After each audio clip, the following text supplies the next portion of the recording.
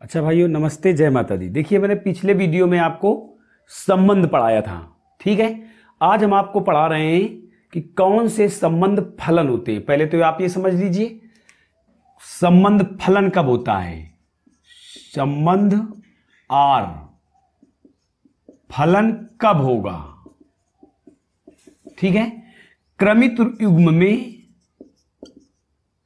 युग्म के रूप में लिखा संबंध तभी फलन होगा जब, ठीक है, क्रमित युग्म के कोई दो घटक आपस में समान ना हो। क्रमित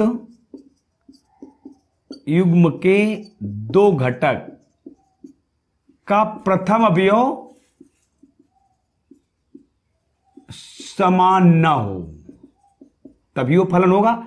जैसे एग्जाम्पल, फॉर एग्जाम्पल, आर बराबर मान लीजिए लिखा है ए कामा बी, बी कामा सी, सी कामा डी। तो देखिए ये फलन है, क्यों? ये इसके घटक हैं क्रमित युग्म के। इनमें देखिए प्रथम अवयव किसी में समान नहीं है।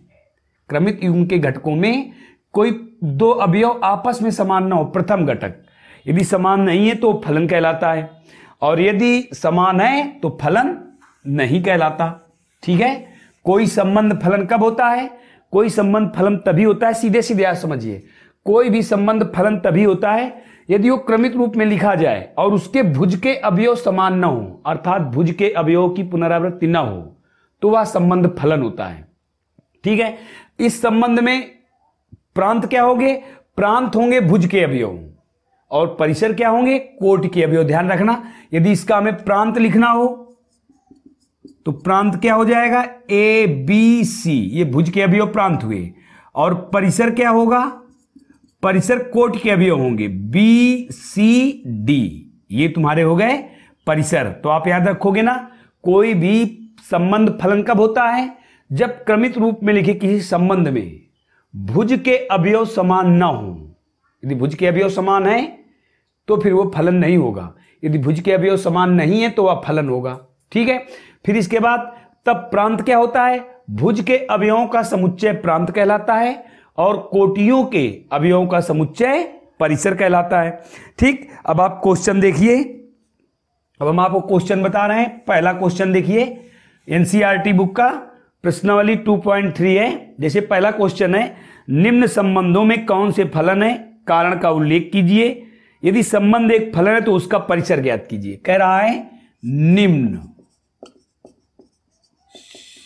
संबंधों में कौन से फलन है, कारण बताओ तथा परिसर ज्ञात करो। ये सिस्टम है। देखिए पहला क्वेश्चन क्या है? फर्स्ट क्वेश्चन है, R1 बराबर क्रमित रूप में लिखा हुआ है 2,1, 5,1, 5,1, 8,1, 11,1, 14,1, 8,1, 11,1, 14,1 और 17,1।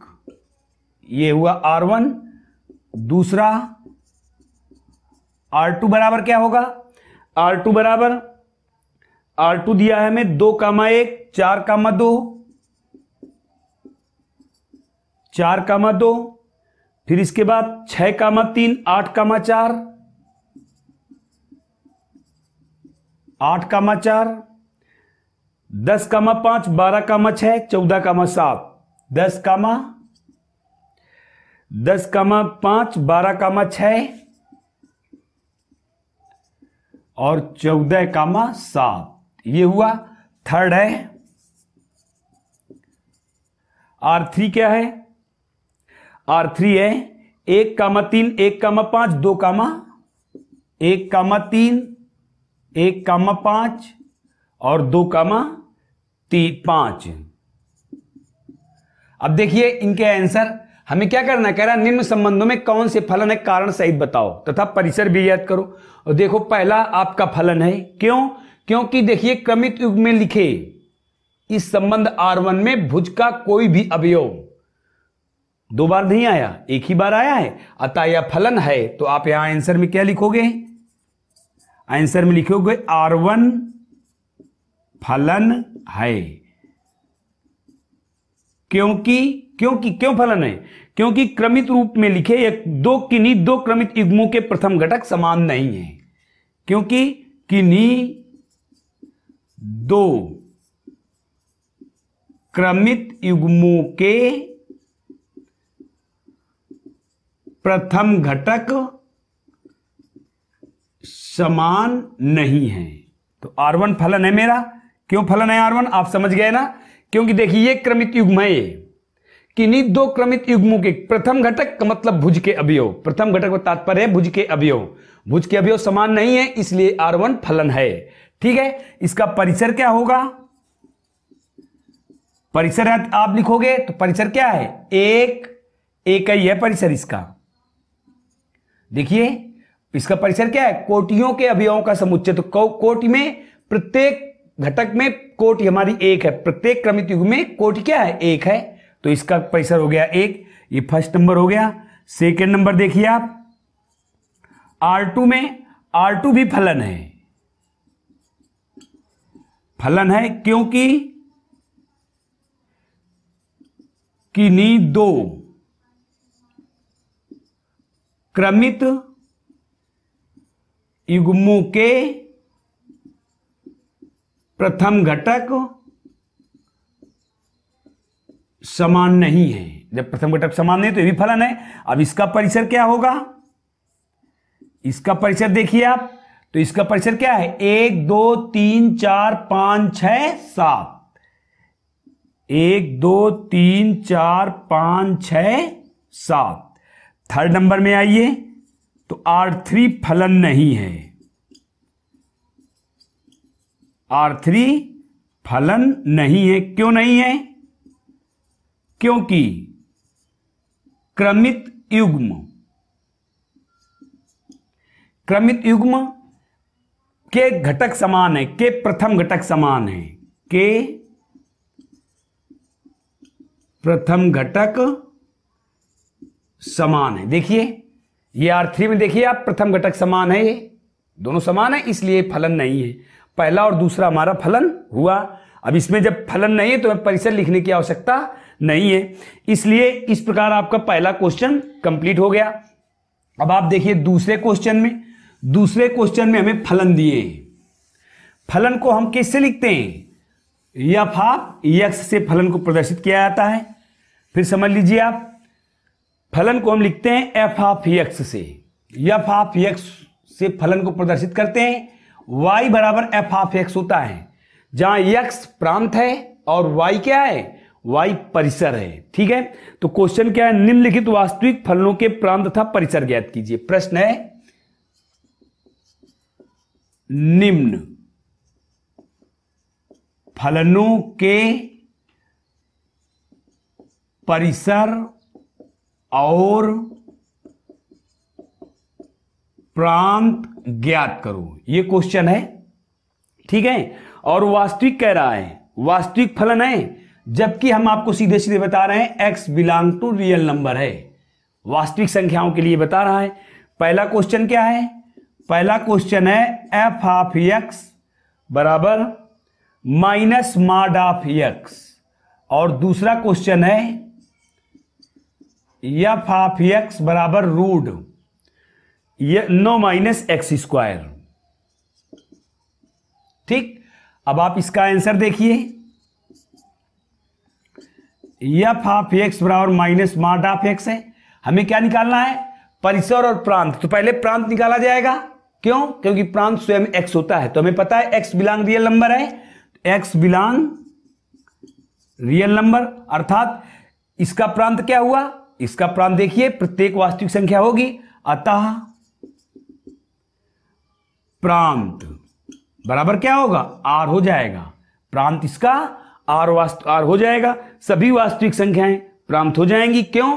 क्योंकि फलन देखिए वास्तविक संख्याओं के लिए परिभाषित है और यहां केवल मॉड ऑफ एक्स लिखा है, माइनस मॉड ऑफ एक्स लिखा है, तो इसका मतलब क्या है, कोई भी वास्तविक संख्या रख दोगे तो इसका एक्स इसके लिए परिभाषित है, तो इसका प्रांत क्या हुआ, आर हुआ, वास्तविक संख्या हुई। भाई एक्स तो यहां खुद हमको बताया है वास्तविक है और यहां केवल हमारा एक्स ही लिखा है, मॉड ऑफ एक्स, तो हमारा परिसर प्रांत क्या हुआ, आर। अब परिसर निकालिए। परिसर निकालने के लिए आप क्या करोगे, देखिए y बराबर एफ ऑफ एक्स होता है, हमने भी बताया है, तो y बराबर कितना हुआ, मॉड ऑफ माइनस एक्स। अब देखिए y का मान क्या है, y का मान या तो शून्य है या शून्य से छोटा है। देख रहे हो आप, जहां हम देख रहे हैं y is less than equal 0। y का मान या तो शून्य है या शून्य से छोटा है। कैसे, देखिए y का मान ये ऋणात्मक प्राप्त हुआ है हमें, जब ऋणात्मक प्राप्त हुआ है तो ये देखिए x चाहे हम ऋण रखें चाहे धन रखें, y का मान सदैव ऋणात्मक होगा और y ही हमारा परिसर है। जब y का मान सदैव ऋणात्मक होगा तो क्या होगा, शून्य होगा या शून्य से कम होगा, शून्य होगा या शून्य से कम होगा। तो आप इसको कैसे लिखोगे, अतः परिसर क्या हुआ हमारा, जानते हो आप, खुले अंतराल में है तो यहां हो जाएगा माइनस इनफाइनाइट से 0। अब या इसको आप ऐसे भी प्रदर्शित कर सकते हो, माइनस इनफाइनाइट कामा 0, ऐसे भी लिख सकते हो। ये हुआ हमारा परिसर और ये हुआ प्रांत। ठीक है, फिर ये फर्स्ट नंबर है। सेकेंड नंबर देखिए आप, सेकेंड नंबर हम आपको इधर बता रहे हैं। अब एफ ऑफ एक्स कितना है, एफ ऑफ एक्स बराबर √9 माइनस एक्स स्क्वायर। तो ये फलन कब परिभाषित होगा, 9 minus x square. 9 minus x square तब परिभाषित होगा जब ये शून्य से बड़ा होगा, शून्य से बड़ा होगा तभी तो परिभाषित होगा, या शून्य के बराबर होगा। तो देखिए आप प्रांत के लिए चल रहे हैं तो 9 minus x square is greater than equal 0। क्यों, शून्य से बड़ा हो गया, शून्य होगा। देखिए करनी के अंदर ये संख्या है, अगर करनी के अंदर वाली संख्या धनात्मक है तभी वो परिभाषित होगी वास्तविक संख्याओं के लिए, अन्यथा परिभाषित नहीं होगी। क्योंकि आप जानते हो कि यदि ऋण पूर्णांक में करनी लगी है या ऋण पूर्णांक की मूल घाते हैं या ऋण पूर्णांक की भिन्नात्मक घाते हैं तो वह सदैव अवास्तविक फलन होते हैं। अब आप इसे सरल कीजिए तो क्या हो जाएगा, फैक्टर करोगे आप तो 3 plus x, 3 minus x is greater than equal 0। अब एक एक भाग बराबर करिए आप, 3 plus x is greater than 0 तो x is greater than equal -3। फिर 3 minus x is greater than equal 0 तो 3 is greater than equal x हो जाएगा। तो हमारा प्रांत क्या हुआ, देखिए प्रांत हुआ -3 और 3, -3 से 3 के बीच। देखिए x का मान -3 से बड़ा है या -3 के बराबर है, परंतु 3 से छोटा या 3 के बराबर है। तो आप क्या लिख सकते हो, -3 is less than equal x is less than equal 3। देखिए समझ लीजिए आप, दोनों को इनको हमने कंबाइन कर दिया है। -3 से x बड़ा है या बराबर है, परंतु 3 से x छोटा है या बराबर है, तो इनको हमने कंबाइन कर दिया। तो क्या लिखा, -3 is less than equal x is less than equal 3। तो प्रांत क्या हुआ हमारा, प्रांत हुआ हमारा -3 से 3, क्योंकि बंद क्लोज इंटरवल में, तो बंद अंतराल में हो गया -3, 3। अब आप